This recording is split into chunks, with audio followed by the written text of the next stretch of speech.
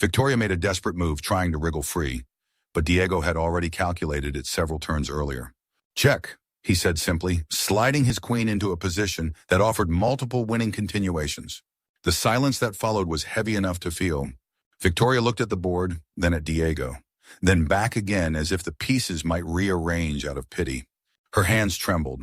Not fear exactly, but rage at losing control of a room she believed belonged to her. You must have seen that sequence somewhere, she said sharply. No one learns that alone.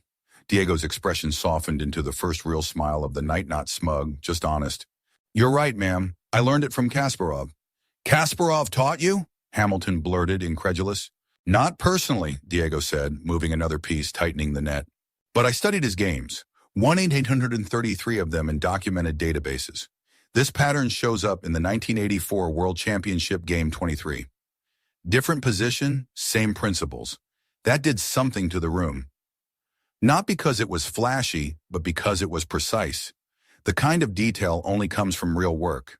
Carmen stepped forward before Diego could finish, voice steady, no longer small. My son woke up at 5 in the morning to study before school, she said. He walked miles to the library because we couldn't afford internet. When I worked double shifts, he stayed up solving problems by flashlight when our electricity was cut if eyes dropped. A few guests looked away, suddenly aware of how ugly their laughter had been. Diego placed the final move gently, like closing a circuit. Checkmate. Victoria froze. 15 seconds ticked by on an absurdly expensive wall clock. Her fingertips touched her fallen king, as if she could undo reality by touching it. That was luck, she whispered, voice cracking. Hamilton stood,